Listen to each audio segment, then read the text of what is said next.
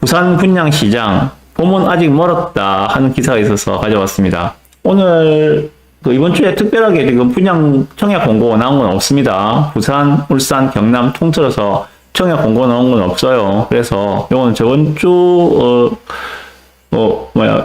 두산유이브 오션시티하고 해운대역 프리저 더원 그거에 대한 분석 기사가 있어서 가져왔는데 이걸로 대체를 하겠습니다. 자, 보시면 부산 아파트 청약 시장에 봄은 아직 오지 않았다. 최근 분양에 나선 건설사들의 아파트 청약 경쟁률이 지난해 평균 수준에 훨씬 못 미치는 데다 일부 단지는 1순위에서 미달돼 부동산 업계의 충격이 크다. 어디입니까? 우암 2구역이죠. 두산유이브 더 제니스 오션시티 이야기입니다. 두산유이브 더 제니스 오션시티는 총 경쟁률이 0.51대 1에 그쳤다. 라고 합니다. 1순위 청약 결과가요. 그래서 뭐 2순위도 받고 뭐 한다는데 실제로 계약률은 이보다 훨씬 더 떨어지겠죠. 그래서 제가 부산 지역 미분양 물량 급증에 아마 큰 몫을 할 것 같다라고도 말씀을 드렸었어요. 보시면 두산유이브 더 제니스 오션시티는 1878가구 1순위 청약에 불과 967명만이 신청해서 0.51대 1의 저조한 경쟁률을 보였다라고 합니다. 그래서 보시면 이 두 단지 모두 청약 결과에 분양업계가 많은 관심을 가지고 있었다. 부산의 정부의 부동산 시장 활성화 정책의 영향을 확인할 수 있는 부산 첫 번째 단지이기 때문이다. 에코델타 프루지오리는 청약 경쟁률이 12대 1로 비교가 높았다. 하지만 이 단지는 분양가가 상대적으로 저렴한 공공택지 분양이어서 일반 분양과는 직접적인 비교가 어렵다. 그런데 이번에 프루지오 더원도 그렇고 두산유이브 오션시티도 그렇고 청약 경쟁률이 생각보다 많이 안 나왔다. 그런 이야기를 하고 있습니다. 왜 그런가에 대해서는 실수요자들이 분양가 등에 대부담이 있었던 것으로 보인다. 이유는 하나죠, 그죠? 그 입지에 그 분양가는 비싸다. 그래서 소비자들이 외면을 한 것이다. 그렇게 보시면 틀림없을 거라 생각이 듭니다. 최근 몇 년 새 이렇게 낮은 청약 경쟁률을 보인 적이 없었는데 이번 청약 결과는 앞으로 부산의 부동산 시장이 활성화되기까지 시간이 더 필요하다는 신호로 보인다. 만약에 여기에 5억 초반 정도에 분양을 했다면 어떻게 됐을까요? 모르긴 몰라도 아마 제법 인기를 끌었을 거예요. 그런데 6억 3천에 분양했잖아. 8사를. 그러한 결과라고 생각이 듭니다. 두산유이브 제니스 오션시티는 평당 1,700만원대에 분양을 했다라고 하고 있어요. 원자재 가격 상승 등으로 더 저렴한 분양가는 기대하기 어려운데 시장은 올라간 분양가를 받아들이기가 어려운 듯하다. 그래서 향후 분양을 앞둔 단지들이 고민을 하게 될 지점이라고 말하고 있다고 합니다. 자, 밑에 보시면 요걸 좀 보세요. 허그에서 민간 아파트 분양 가격 동향을 발표했는데 올 2월 달에 부산 지역의 평균 분양가는 평당 1,900. 평당 1,900입니다. 평당 1,900이면은 34평으로 환산을 하면은 6억 5천이에요. 6억 5천. 요게 지금 부산 지역의 2월달 평균 분양가다. 라고 보시면 됩니다.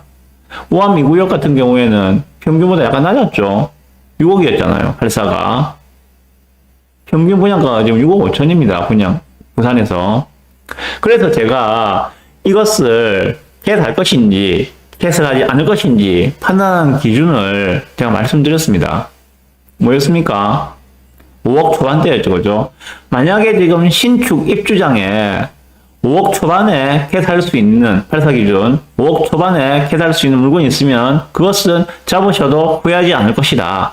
왜냐하면 그보다 낮은 분양가는 부산에서 앞으로 나올 수가 없기 때문에 어디에 분양을 하더라도 부산 어디에 분양을 하더라도 5억 원대 분양가는 나올 수가 없기 때문에 라고도 말씀을 드렸었습니다. 참조하세요. 네. 그래서 우암 2구역 두산유이브 제니스 오션시티 좀 고민이 많을 겁니다. 고민이 많을 거예요. 그 제가 조합원 물건이 그래도 가격 경쟁력이 있으니까 고려를 해보시라고 제가 그 저번에도 한 소개를 해드렸죠, 그죠? 우암 2구역 소개하면서 조합원 매물도 소개를 해드렸는데 그 관심은 많이 가지시고 문의는 많이 오는데 실제로 선뜻 뭐 계약을 체결하지는 못하시더라고요. 보니까는 가장 큰 이유가 좀 그런 것 같아요. 그 우암 2구역 조합원 추가 분담금 나온다던데 혹시 알고 계세요? 이런 말씀을 많이 하시더라고요. 네. 만약에 이 미분양이 다 털리지 않고 입주 때까지 계속 준공업 미분양을 하게 된다면 그건 조합에서 안아야 되기 때문에 그것은 조합원들이 부담해야 할 추가 분담금으로 연결될 수도 있습니다. 만약에 2026년 1월달에 입주인데 그 전에 완판이 된다면은 추가 분담금은 없을 것입니다. 그렇지만 그 미분양이 입주까지 이어진다면은 추가 분담금을 예상을 해야 되겠죠. 무조건 나오는 게 아니에요. 이 미분양이 다 팔리면은 추가 분담금 없습니다. 자, 그런데 다 아시겠지만은 올해 11월 달에 2030 월드 엑스포 만약에 부산으로 낙점이 된다면은 두산이브 오션시티 미분양은 아마 빠른 속도로 소진될 겁니다. 그리고 만약에 2030 월드 엑스포가 부산이 안 된다고 하더라도 자, 24년, 25년 입주 물량 부족 구간입니다. 지금 부산에 분양하고 있는데 솔직히 몇 군데 있습니까? 별로 없잖아요, 보면은. 부산 지역건설사 분양하는 데 있습니까? 거의 없어요. 못하잖아, 겁이 나서. 하면 미분양이 날 걸 알고 있기 때문에.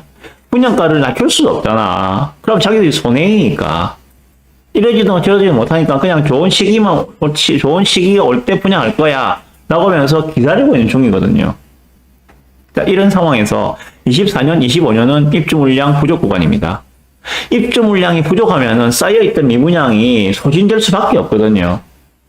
그럼 24년, 25년 동안에 두산이브 제니스 오션시티 미분양이 사라질지 안 사라질지 한번 생각을 해보시고 조합원 물건을 계약을 할지 말지 결정을 해보시면은 틀리지 않을 거라 생각합니다. 한 수 앞을 좀 내다보시고 결정하시는 게 필요하지 않을까라고 생각해 봅니다.